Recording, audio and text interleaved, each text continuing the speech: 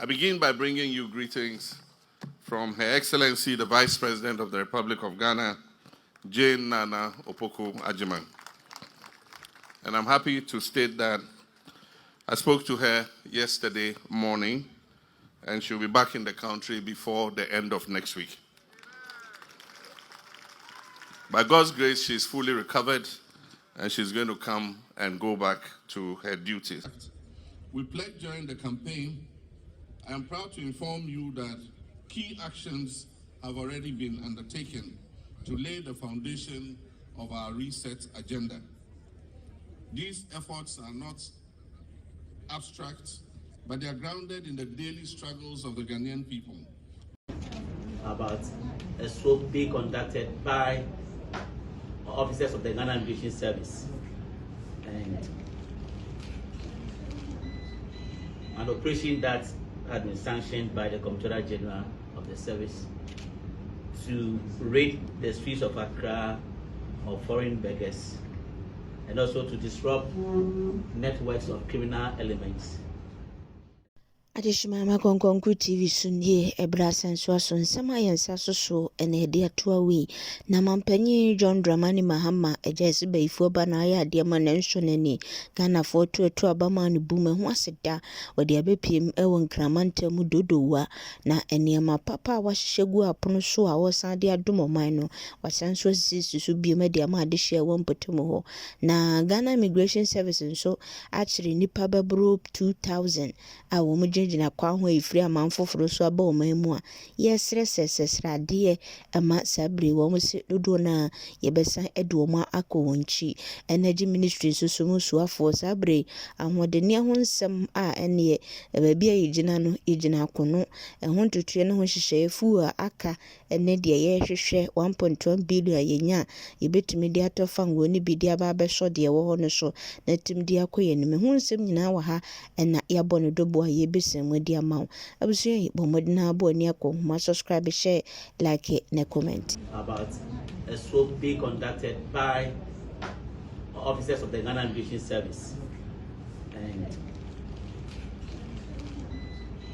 an operation that had been sanctioned by the Comptroller General of the service to raid the streets of Accra of foreign beggars and also to disrupt networks of criminal elements, and then also to repatriate all undocumented beggars in collaboration with their respective embassies in the country. And then we are to ensure that this operation is conducted in a very humane way, in consonance with our core value of respecting the human rights of every individual, be it a Ghanaian or a foreign national. So this morning, early in the day, some teams of operational men from the service descended onto 11 different zones of the national capital to arrest all foreign nationals in locations that we have identified by or through intelligence. We zoned the whole national capital into 11 zones, from Zabuzongo to KIA to Medina, Abokobi, and what have you. And as we speak, we've arrested 2,241 foreign nationals, made up of the following: 384 male adults, then 577 male children, 525 female adults, and then 755 female children. All these persons are currently undergoing profiling. When they arrived, we had various tents set up and officers. We have the GIS clinic on standby to conduct medical screening for any of them, especially children and old persons who may need medical attention immediately, to take care of them. Then the next segment was for them to go through security profiling to ensure, apart from the undocumented ones we are looking for, whether there are persons of interest. For such persons, we'll take them through the normal legal process. Those that are undocumented are engaged in these begging and other criminal activities. Immediately they go to and to the end of the profiling session, buses are ready to convey them to their various destinations. We are in talks again with some of the embassies of these nationals, and they fully support what we are doing. Some of them, a couple of years back, conducted such exercises on their own. So we have their backing, and if any embassy, for that matter, will want to remove their nationals by air or whatever that means, the service is really ready to support such an effort. But after they go through all the processes, they will be escorted out of the country by the GIS by road.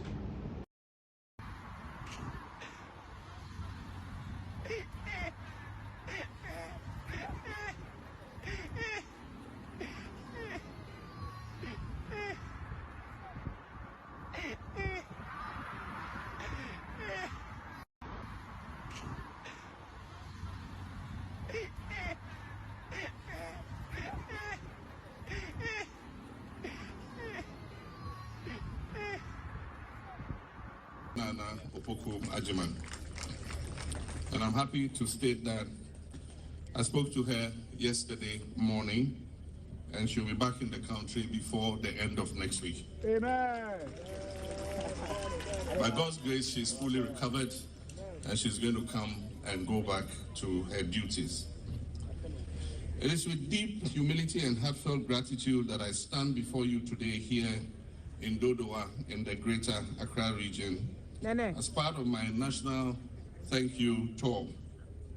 I'm here not just as the President of the Republic of Ghana, but as a grateful servant of the people of Ghana, to acknowledge and appreciate the immense support that you, the chiefs and people of this historic region, gave me and the National Democratic Congress in the 2024 general elections.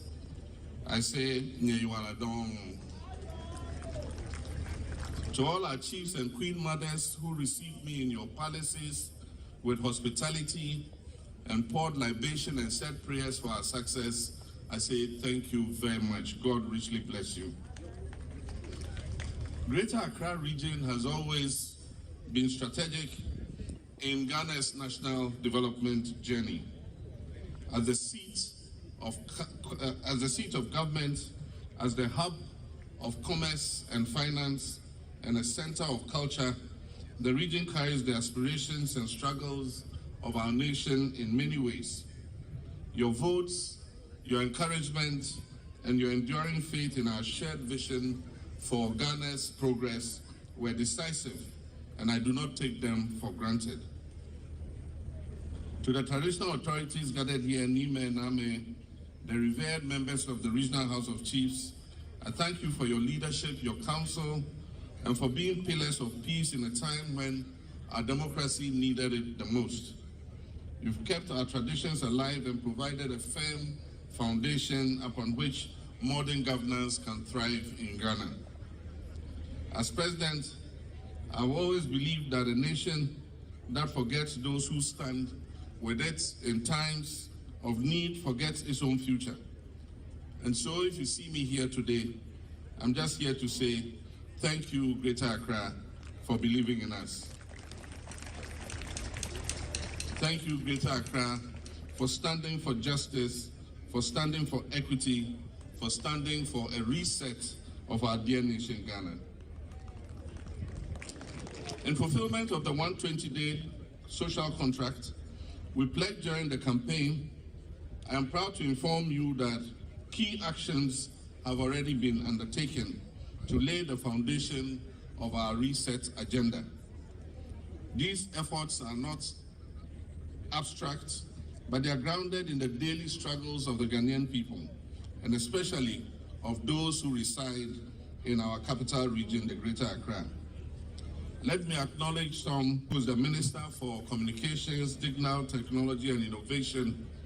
We have Honorable Agnes Namomo Lati, who is the Minister for Gender, Children and Social Protection. We have Honorable Rita Na Odole Soa, who is the Deputy Minister for Local Government, Chieftaincy, and Religious Affairs. We have the Honorable Linda Oklu, who is the Greater Accra Regional Minister. We also have other sons of this region serving in important positions, such as Mr. Sylvester Mensah, who is the Chief Executive Officer of the Ghana Export-Import Bank, popularly known as Ghana Exim. We have Dr. Ransford Anete Abe, who is the Chief Executive Officer of the Ghana Cocoa Board. We have Mr. Julius Nikwe Kote, who is the Chief Executive Officer of the Driver and Vehicle Licensing Authority, DVLA. We have Mr. Jones Bote Aple, who is the Chief Executive Officer of Gihok Distilleries Ghana Limited. We have Dr. Nimoy Thompson, who is the Chairman of the National Development Planning Commission. We have Genevieve Shirley Latte, who is the Executive Secretary of the Right to Information Commission. And we have Helga J. Bwedi, who is the Executive Director of the GMPC Foundation. These appointments reflect our commitment to inclusive governance and the full representation of every region in the shaping of Ghana's future. Nime Name, let me speak candidly on a few issues of concern to our capital region. And the first is flooding remains a major worry. Each year, lives and properties are lost as a result of floods, and this is due to poor drainage, unregulated development, and also the effects of climate change. This cannot continue. A dedicated interagency task force has already commenced work to implement a comprehensive flood mitigation strategy, and this includes the desilting of major drains, re-engineering of our waterways, relocating structures situated in watercourses. The Odo Basin and the Kaneshi-Malam corridor are already being targeted under this plan. During my recent inspection of the World Bank-funded Greater Accra Resilient Integrated Development Program, GARID, I found that most of the flood prevention works are far behind schedule.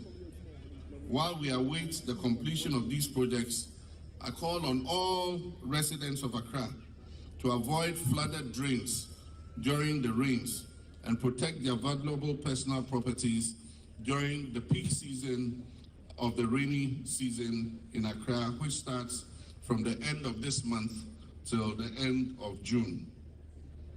We know that Accra deserves a clean and resilient environment, and that is why we're integrating the Greater Accra Flood Control Master Plan into our National Climate Resilience Strategy.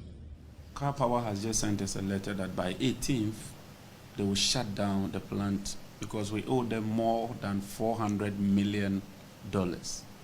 IPPs alone, we owe them $1.7 billion.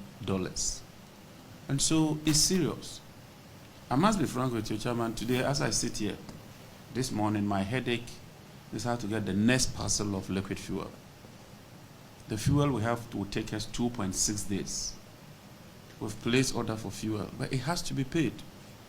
We've procured some fuel on credit and working with the Ministry of Finance to pay. But the truth is that the Ministry of Finance also has its limits.